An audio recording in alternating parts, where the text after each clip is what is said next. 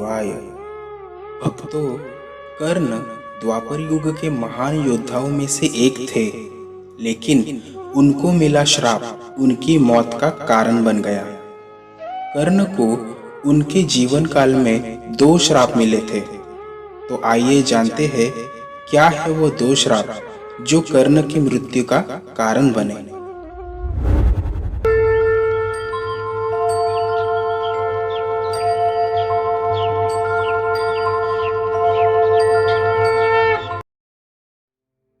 कर्ण बचपन से ही धनुर्विद्या सीखना चाहते थे, लेकिन सूत पुत्र होने के कारण कोई उन्हें शिक्षा नहीं दे रहे थे। जब वे धनुर्विद्या सीखने के लिए गुरु द्रोणाचार्य के पास गए, तो वे भी कर्ण के सूत पुत्र होने के कारण उन्हें धनुर्विद्या सिखाने से मना कर देते हैं। इससे कर्ण निराश होकर भगवान परशुराम के पास पहुंच जाते हैं, लेकिन भगवान परशुराम भी सिर्फ ब्राह्मणों को ही विद्या देते थे। अब कर्ण किसी भी तरह से धनुर्विद्या सीखना चाहते थे, तो वे भगवान परशुराम से झूठ बोलते हैं कि वे ब्राह्मण हैं। भगवान परशुराम भी कर्ण को ब्राह्मण समझकर उन्हें शिक्षा देने लगते हैं। एक दिन भगवान परशुराम दोपहर के समय कर्ण की जांघ पर सिर रखकर आराम कर रहे थे। कुछ समय बाद वहां एक बिच्छू आता है जो कर्ण की जांघ पर काट लेता है। अब कर्ण सोचते हैं कि अगर वे हिले या बिच्छू को हटाने की कोशिश की तो भगवान परशुराम की नींद टूट जाएगी। इसलिए वे बिच्छू को हटाने की बजाय उन्हें डंक मारने देते हैं। कर्ण काफी समय तक बिच्छू के डंक से होने वाले दर्द को सहन कर रहे थे। फिर जब कुछ समय बाद भगवान परशुराम नींद से उठे, तो वे देखते हैं कि कर्ण की जांघ से खून बह रहा है। यह देखकर भगवान परशुराम गुस्से में कहते हैं, इतनी सहनशीलता सिर्फ किसी क्षत्रिय में ही हो सकती है। तुमने मुझसे झूठ बोलकर ज्ञान हासिल किया है, इसलिए मैं तुम्हें श्राप देता हूँ कि जब भी तुम्हें मेरी दी हुई विद्या की सबसे ज्यादा जरूरत होगी, उस समय वह काम नहीं आएगी। और जिस तरह तुमने मुझसे छल से ज्ञान प्राप्त किया है, तुम्हारी मृत्यु भी छल से ही होगी। इससे निराश होकर कर्ण भगवान परशुराम से कहते हैं कि वह स्वयं नहीं जानते कि वह किस वंश और कुल के हैं।